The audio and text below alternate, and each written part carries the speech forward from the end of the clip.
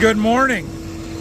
We're fueling up the 9R. We got our 40 acres. We got to go and get work down here this morning, and then we're going to plant it, and we're going to be done planting, and we're going to celebrate.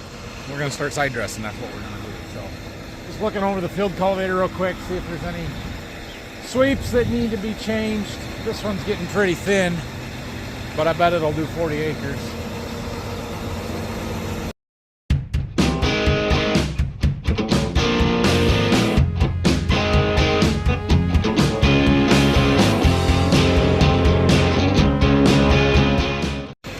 That is a very interesting wear pattern. I don't think I have ever seen that before. It's not split there. It almost looks like it got split, but it's not. That's weird. Oh well, there's life in it. Let her run. I think they're all in pretty good shape. Good enough shape, at least. Hi, neighbor. Let's do this. Last field here. If any tillage in the spring, after we're done with this, we can unhook the field cultivator and clean up the tractor a little bit and park it until August, probably. We'll see. This is where we were at yesterday with the 8R and that sunflower chisel. It looks to have dried out significantly on top. My windows are dirty again. I've washed these windows several times this spring. But we've got some clods out here. Let's see how good of a job it does breaking stuff apart. Hopefully we hit it once and we can come in and plant it. If it doesn't look great, we'll hit it twice. This is so much bigger than that chisel plow. We're gonna cover ground so much faster. We're definitely smoothing things up and leveling it off. It sure looks pretty cloddy behind the field cultivator, but the packer's doing a good job breaking them clods apart. I don't know. We're gonna have to get out here in another round and take a look and see what we think and whether or not we're gonna have to hit this twice. All right, we got 2 rounds done. Let's jump out and see what it looks like and what kind of job we're doing here. From the cab, I don't really like it. I think we're gonna have to hit this a second time, but we can come out here and look a little closer. So you can see we've definitely dried off on top from what we did yesterday with the chisel plow here, but we've got all these chunks, stuff like this, that we've got to get broken apart. And the longer they dry, the harder they get to break apart. So after we run, we've got one pass here that we haven't done. After we run the field cultivator, we're left with this. Better, smoother, but we still got a lot of chunks out here. A lot of this type of stuff and this, and I think we should have come last night. That's what I think. So I think hitting it with the field cultivator a second time will help break some more of these apart and just give us a little bit better seed bed. This is too chunky to run a corn planter through here. That's not going to work. So I think we're going to do that. We'll probably set ourselves up on a little bit of an angle opposite of what we ran yesterday for this first pass over, and then we'll hit it straight the second time over and see if we can't level this up a little bit. You may have heard me say in the fall before that the worst job of heavy tillage that you can do in the fall is better than the best job you can do in the spring. This is why.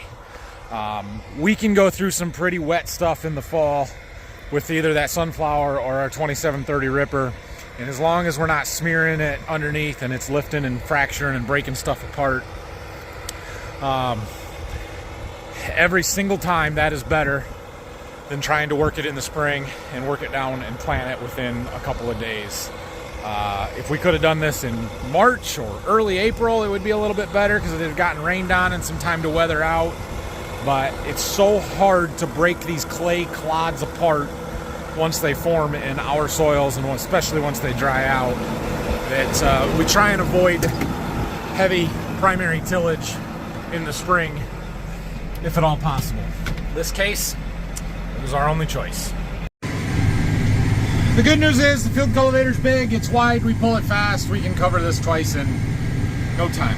We'll be done with, I don't know, 11 o'clock, noon. We'll be back over here early afternoon with the planter and get this planted. It's not a big deal.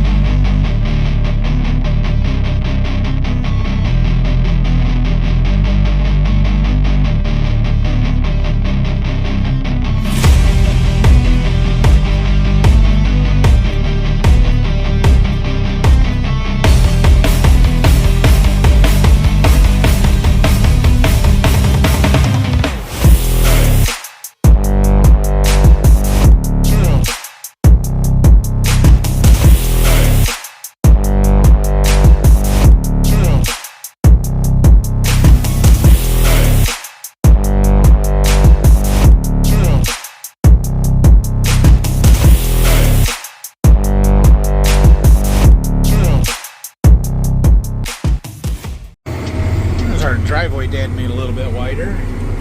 Yesterday he came down with the backhoe and scooped some dirt off of these ends here. I see why he thought it was still too wet. Just picked the road ditch where it was too wet. Most of the field wasn't too bad though. We got just one more round in the wedge in these end rows to finish up here, first time over, and then we'll go back to where we started, work it straight with the rows. Come on, baby. Some of this is pulling a little hard over here where it was a little heavier residue and a little chunkier. But we also seem to have a sensor going bad on our field cultivator. I know, sensors on a field cultivator, right? But this is a 2210 John Deere field cultivator that has AccuDepth on it. And it is 10 years old. This is the 11th year we've run it, I believe. And I really liked that system. Like, that AccuDepth makes it super adjustable, super easy to use, and it's worked really well for us. But for whatever reason, that wheel module or that lift cylinder seems to be digging in a little bit more, and every time I try and adjust it up, it just kind of keeps going back to where it once was or wants to be. And I got an error message about not being able to raise it once, so I'm wondering if we got a position sensor on there that's going bad and we need to replace. It's not the end of the world, but yeah, we'll have to do it. Getting started our second time over. Look, there goes another big planter. Pulling the tank, matching that. 8RT. Cool. Well, hard to see from here, but the second time over is making a pretty big difference.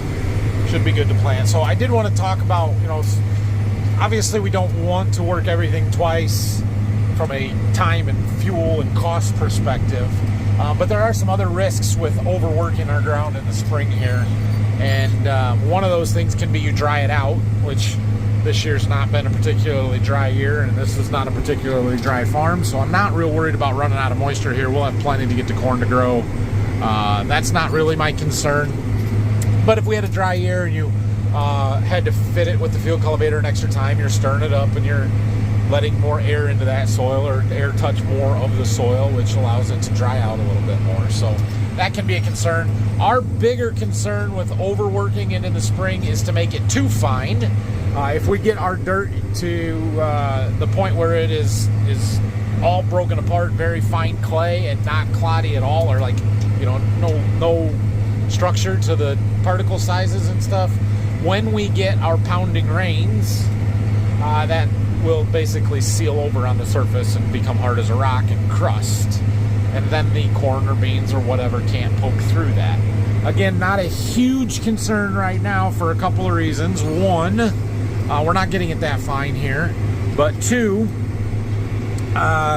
it's warm. We've got plenty of moisture. This corn's going to come up in a matter of days. Even if we got a pounding rain tomorrow, it's going to be coming up through the ground before a crust could form because of how warm we are. And so this needed to be done again because it was too rough as it was. There are probably some areas of the field that might get a little bit finer than I would like it to be, but I'm not real worried about crusting at this point either. If it was April and we were doing that and overworking it, then it's a problem. I have seen it before where some people will go in and work the end rows when they pull into a field, then they'll do the whole field, and then they'll do the end rows again.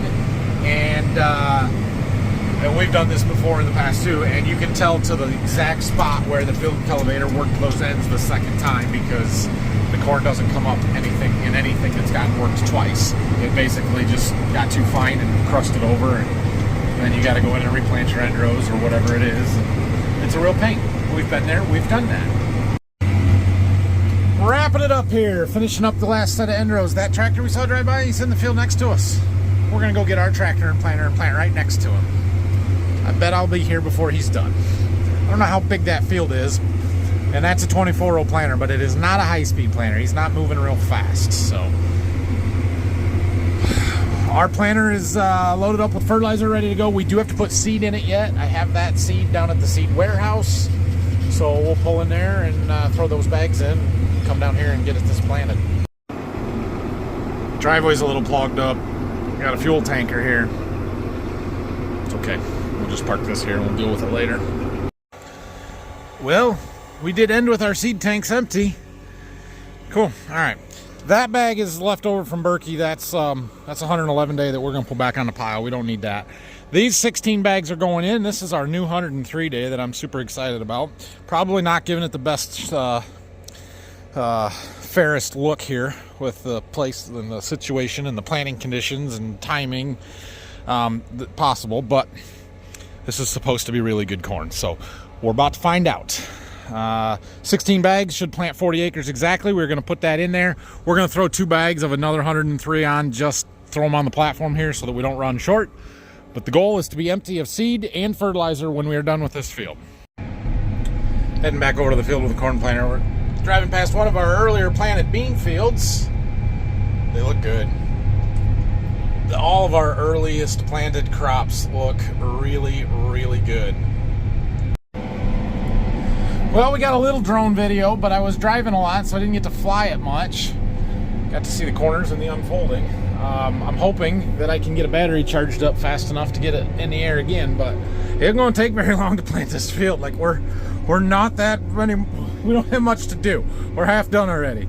So I don't know if we're gonna make it. I haven't even got my Connect Mobile set up yet because it needs me to sign in. It's just like, yeah, we'll get there. Or we'll be done, one way or the other. Planters everywhere. That's the second of those big ones that's gone by since we've started this field. That's a nice bean planter. I would like one of those. Oh, a little rough there. We had some heavy sod. And then we got the neighbor over here. Yeah, nice planter. This is not a high speed, but it's a 24 row and he's covering ground. That field's a little rough too. I talked to him and he said, yeah, you gotta go a little slower here because not great ground conditions. Ours aren't perfect, but they're better than that. All right, something really, really interesting here. So you remember I told you this field was half, well, it was all wheat last year, but the north half they planted double crop beans on and the south half they didn't. So we had tall stubble over here. That side, the stubble had been run through a combine. It was much less so over there. And you can see the line is right here. This is not as smooth. That's a little bit better. That's just a combine pass. It's not even a tillage pass that made that difference. But that is the difference. And look at our map up here on applied downforce. The darker green means less downforce to keep the meters or the row units in the ground and is better. And I mean, you can see the wings of the planter where we're a little bit less, and there's some variation to it and stuff, but almost an instantaneous change once we cross over onto this side of it. That's wow. I was able to get the drone up a little bit more, so we got some footage for you guys. And did get this map to load good. You can definitely see more dark green on that half where we had double crop beans than the south half that didn't there. That's crazy to me. We got one more pass to do, I think. I think it's all gonna be one pass. I don't know, we'll see. We're faster. We're definitely faster. It's fun working with other people. I haven't been around other farmers in fields very much this spring. It's cool. We're trying to make sure our fertilizer gets used up since we only got one pass here. We don't have very much left. There's just a little bit left in the back tank, and there's a little bit on my my in-furrow tank there, the 600-gallon tank. That one I felt like there was a little bit too much, so I turned the rate up a gallon to the acre for these last few acres. We'll see where we're at when we get turned here. It's hard to see from here, but I can see when we turn how much we've got in there.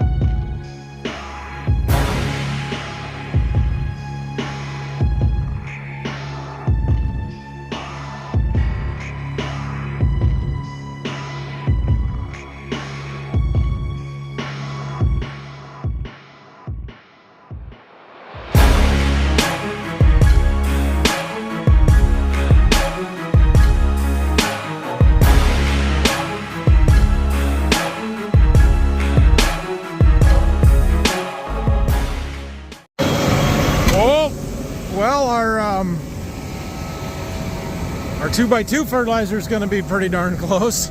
The back tank ran empty. We've got to get from here to that tree down there. This one's empty, so we're going to close the valves. And we got a little bit on our tank on the front. We'll open that one up.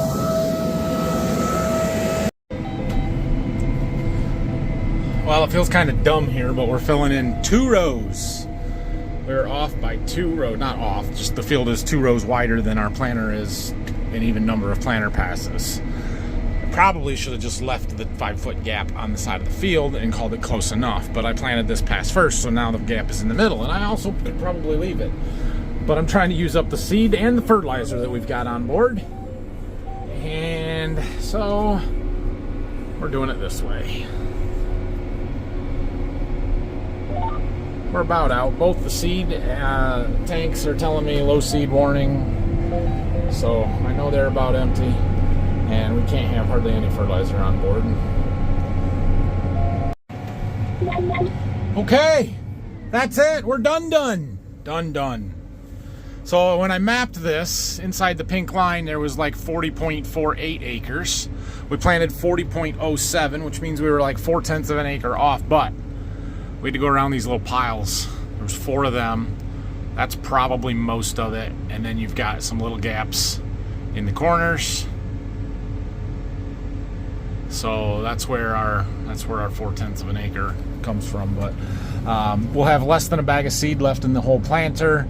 We'll have maybe 10 gallons of fertilizer on board. We'll just drain into buckets or something and throw it in the garden. And we've got to flush water, try and clean the system out really, really well, better than we did last year, because last year, so we don't have the issues starting up like we did this year, next year. But yeah, corn planting is done. Now, cleaning the planter up is going to have to wait because we have to get an anhydrous bar hooked up and start side dressing. So we're going to go home. We're going to drop the tank somewhere in the driveway because that can be cleaned up and put away.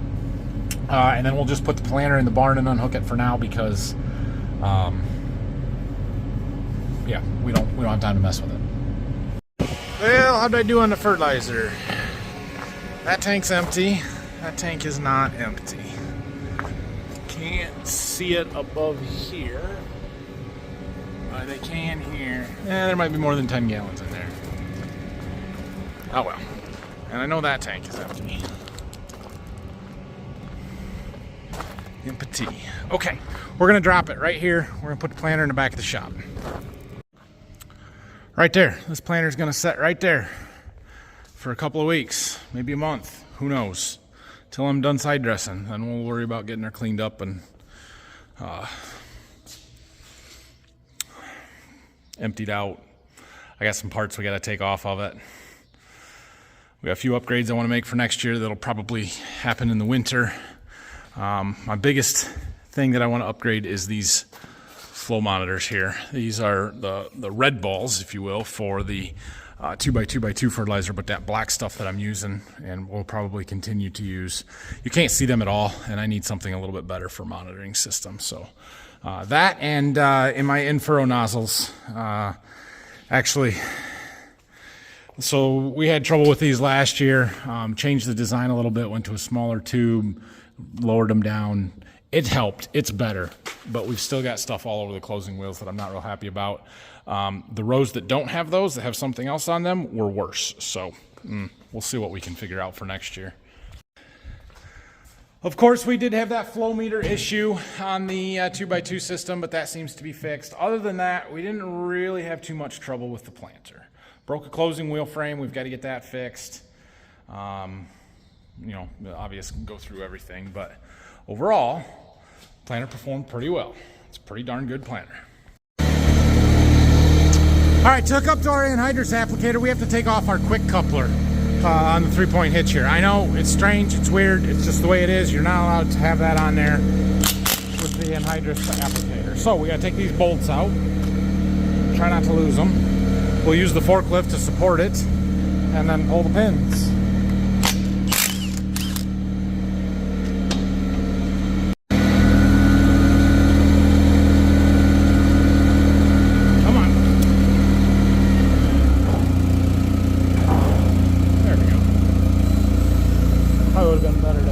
Towards the ground when I did that, but I forgot to lower the 3-point before I set the tractor on. So Good enough.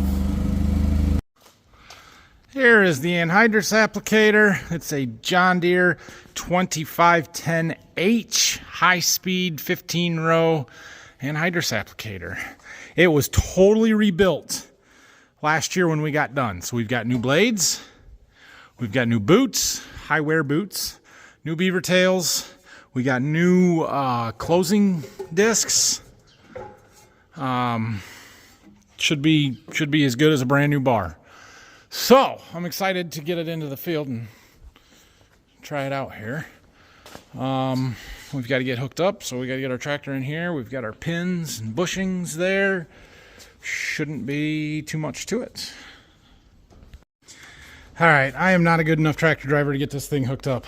Those pins have to be dead on perfect, front to back, up and down, to get them in there. I got the other one halfway. Can't get it through this side. This one I can't get started. I was off by 1/8 of an inch. I moved. Now I'm off by 1/4 inch the opposite direction. It's just too tight. I'm gonna wait for Dad to get back from spraying and have him help me just push the pins in or tap them with a hammer while I wiggle the tractor around. Waiting for Dad to come back. I came out here to look at the beans in the bean plot. These were planted on Friday. Today is Thursday. It's 6 days. Look at that. That's awesome. Awesome. They came fast, which it's warm and sunny, and we have plenty of moisture, so a few more to come yet, but majority of them are all going to come in the first day here. There's one.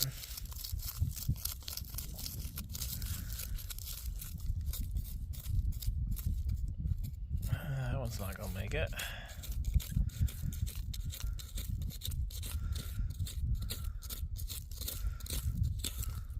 One coming. Yeah, they look really good. Most all of our crops do, and I've been saying the earlier planted stuff, it's all emerged and coming nice, but even the stuff, you know, that's just a week ago now is all coming up and looks really good. So even the later stuff is in pretty good shape. We'll keep an eye on them as things start to progress and grow here.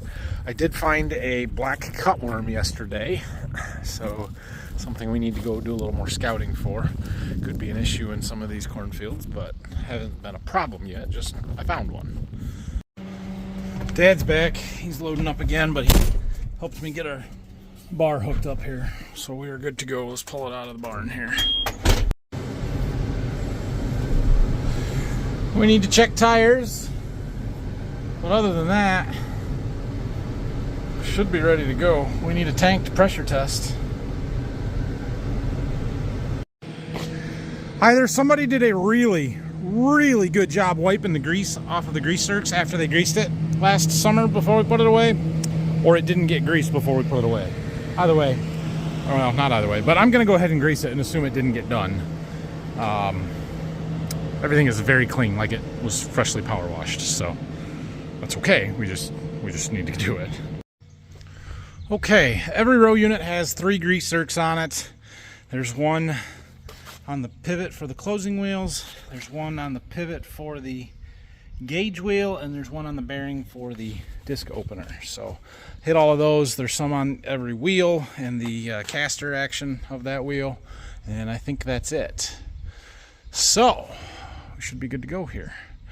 We need to get our PPE put in the cab. I tend to get a little lax on wearing my PPE sometimes. I have not worn gloves one time handling liquid fertilizer all spring.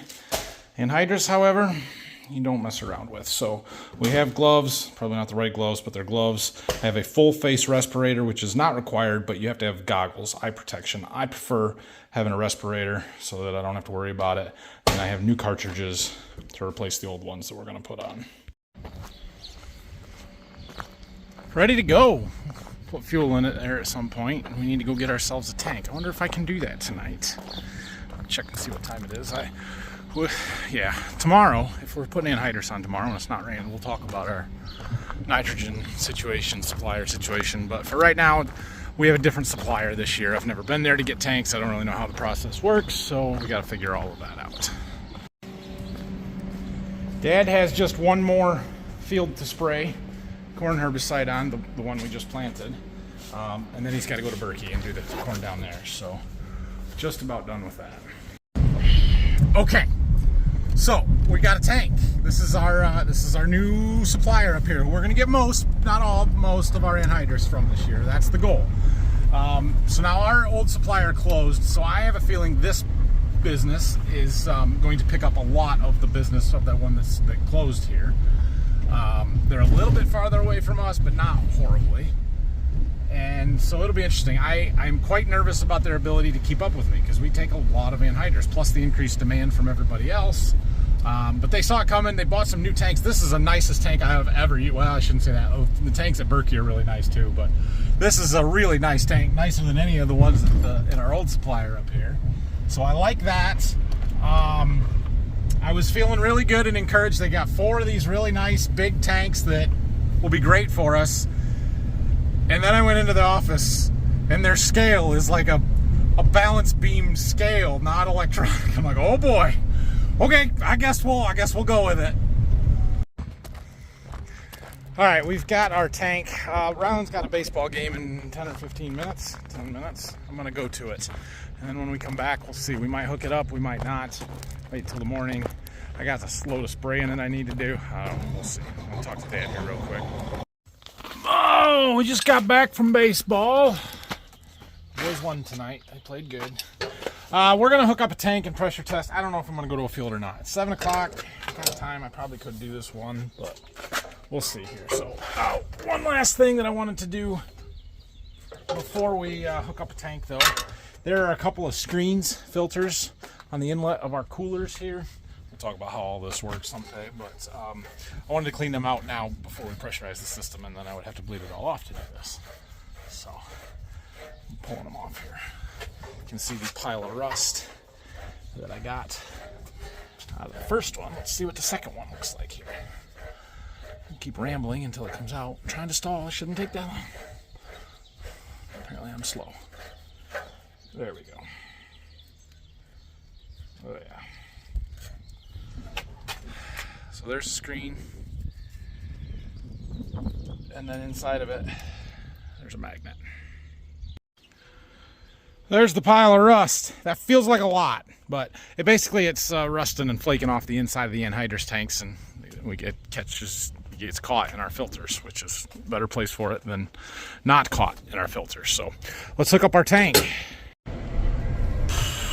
We got a tank following us. We are hooked up. We pressure tested, opened up some valves, made sure everything was good and no bleeders were open or anything was leaking, and all seems good. So we're gonna head over to a field and see if we can burn a tank off tonight. Just see how everything goes. So we've got a 35-acre piece just down around the corner here. It was planted the first day where we're doing our immersion slagging. This won't do all of it, but it'll do more than half of it. So let's see how it goes. All right, we are started. We got some end rows done. I just wanted to get out and see how everything looks here with the bar in the ground. One, I'm looking to see, are we level? So those bars there with the John Deere on the side there, we want that to sit level, and we can adjust that by raising and lowering our 3-point hitch. It's not bad. We may be up just a little bit high. We'll drop it down. That'll put a little bit more pressure on the row units. Outside of that, everything seems to be working pretty well. No real issues. That's a good way to start. So this 2510H anhydrous applicator is a little different than your traditional style anhydrous applicator. It does not have a shank. It uses a disc blade and a boot configuration, much like a drill or an air seeder would for planting beans. And then we have dual closing wheels, and it does a really good job, but it allows us to go fast. And I like to go fast, especially putting on anhydrous. So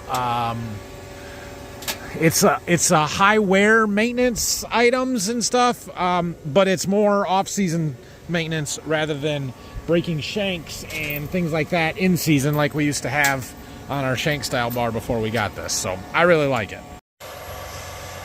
Everything looks good, including the tractor with that golden hour sun we've got right now. So, you know, thumbnail. This corn is beautiful. It looks fantastic. Looks awesome. I'm really, really happy with it. So this is day one planted corn.